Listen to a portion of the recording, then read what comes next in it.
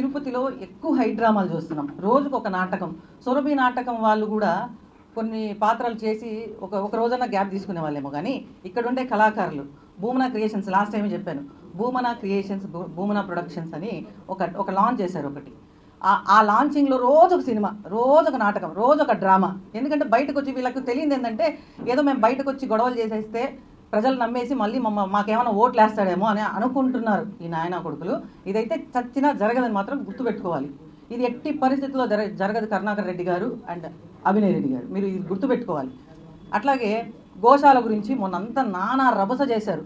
పోలీసులు రండిరా బాబు, మీరంతా వచ్చి హ్యాపీగా వచ్చి సందర్శించి వెళ్ళొచ్చు, ఏదైనా ఉంటే మీరు వచ్చి ప్రెస్ మీట్ పెట్టచ్చు. చక్కగా చెప్పడం, మేము వచ్చి ప్రెస్ మీట్ పెట్టాం, ప్రెస్ క్లబ్లో కూర్చొని హుందాగా మాట్లాడచ్చు, మీకు ఏ ప్రాబ్లం ఉందో చెప్పొచ్చు. ఎందుకు ఈ డ్రామాలు? రోజుకొచ్చి రోడ్లో వచ్చి పడుకుంటాడు. మొన్నేమో ఆయన ఆడికొచ్చి ఒక వేషం వేసుకొని వచ్చి పవన్ కళ్యాణ్ గారి ఫోటో, చంద్రబాబు నాయుడు గారి ఫోటో అక్కడ ఒక డ్రామా చేస్తాడు, బస్ ఎక్కుతాడు. ఓరే నాయన, అసలు మీ క్రియేషన్స్ మామూలుగా కాదు. దేనికి పనికి అన్ని ఫెయిల్యూర్ అయిపోయి లాస్ట్కి అట్టర్ ఫ్లాప్ మీ సినిమాలన్నీ. ఇదంతా ఒక ఎత్తు అయితే, నిన్న మా రోజావ్వ ఏదేదో మాట్లాడుతూ ఉంది. అసలు పాపం ఆమె బాధ ఏంటంటే వీళ్ళు హైలైట్ అయిపోతున్నారు, పడుకొని దొల్లేస్తున్నారు, ఏమో దొల్లలేదు ఆడ పడుకొని. కాబట్టి ఆమె బాధ ఆమెది. ఆమె కూర్చొని ఏం మాట్లాడాలని నన్ను గుర్తించండి అని ఆతృతలో గతంలో ఒక రిపోర్టర్ అడిగిన మాటకు కూడా ఆమె నువ్వు రేపు చేస్తావా అని అందరికి గుర్తే ఉంటుంది. ఆమెకి ఎప్పుడు ఇంకా నోరు చింత చచ్చినా పులుపు చావలేదు అంటారు. ఆ విధంగా ఆమెకి ఎంత దెబ్బ కొట్టిన దేవుడు మళ్ళీ ఈమె అందరినీ అంటది. ఏమనిందంటే ఆవిడ నిన్న మాట్లాడుతూ పవన్ కళ్యాణ్ గారు బిడ్డకి జరిగిన విషయాన్ని తీసుకొచ్చింది. నేను చెప్తున్నా, రోజా ఖబర్దార్, ఒక ఆడదానివేనా నువ్వు? అసలు ఒక తల్లివేనా నువ్వు? అసలు నువ్వు మనిషివేనా? మామూలుగా జెండర్స్ అని ఉంటారు, ఆడ మగ, మనకు అదర్స్ అని ఉంటారు. ఈ అదర్స్లో 4వ రకం ఒకదాన్ని పెట్టాలి. దీన్ని ఈ రోజాని 4వ రోజా రకం అని పెట్టాలి. ఎందుకంటే ఈవిడలాగా మాట్లాడే వాళ్ళందరినీ ఆ కోవలో పెట్టాలి. చేతగాని మాటలు తప్ప ఒక్కటన్నా పనికొచ్చేది ఏమైనా చేస్తున్నారా మీరు? గోశాలలో జరిగింది ఏదైనా ఉంటే మీరు 2022 నుంచి 2023 నుంచి ఆ గోశాలలో ఏ విధంగా విజిలెన్సీ వాళ్ళు మొత్తం వీడియోలతో సహా బయట పెట్టారో మొత్తం ప్రెస్ క్లబ్లో ప్రెస్ వాళ్ళకందరికీ ఈవో గారు క్లియర్గా క్లుప్తంగా చూపించి తవ్వుతానొచ్చి ఏం మాటలు మాట్లాడుతున్నారు. ఈవిడైతే మరీ హీనంగా, అంటే ఎక్కడో బిడ్డకు జరిగిన ప్రమాదాన్ని ఆ దృష్టిలో పెట్టుకొని వాళ్ళు బాధపడుతుంటే మళ్ళీ ట్వీట్ చేస్తుంది.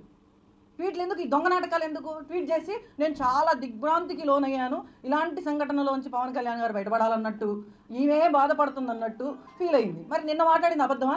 మొన్న మాట్లాడింది, ట్వీట్ చేసింది అబద్ధమా? ఇవన్నీ జగన్నాటకం. జగన్మోహన్ రెడ్డి ఏమైనా నడిపిస్తున్నాడా? మాకైతే ఏం క్లారిటీ లేదు. మళ్ళా ఆడంగి వెదవులు అంట.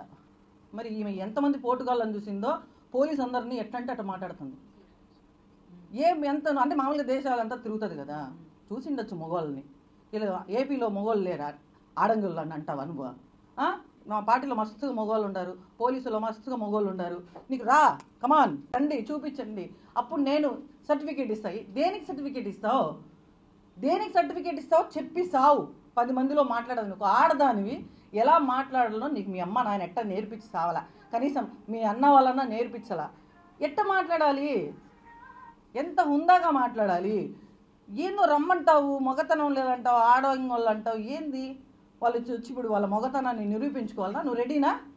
చెప్పు. నువ్వు రెడీ అయితే కమాన్ అన్నావు కదా, వాళ్ళు కూడా రెడీ చేస్తాం. బుద్ధి ఉండాలి. మాజీ మంత్రి మళ్ళీ ఈవిడ సిగ్గు శరమన్నా ఉందా? ఒక మంత్రి స్థానంలో ఉండే మహిళ మాట్లాడాల్సిన మాటలు అవి. మాజీ మంత్రి పేరు ఊరికి పెట్టుకొని నీలాంటి ఆడవాళ్ళు నిజంగా పార్టీకి చీడపురుగులు. నిజంగా మీ పార్టీలో సగం నాశనం అయిపోయి సగం ఓడిపోవడానికి కారణం నువ్వే. మెయిన్ ఐరన్ లెగ్, ఆ టంగ్ కూడా ఐరన్ టంగ్. నువ్వు ఇట్లాగే చేస్తే మాత్రం నిన్ను నగ్గరికి వచ్చి కొడతా నేనే. నీకు దిక్కున్న చోట చెప్పుకో. పవన్ కళ్యాణ్ గారిని చంద్రబాబు నాయుడు గారికి తెలుసు ఆల్రెడీ. పవన్ కళ్యాణ్ గారు రుచి చూసారా?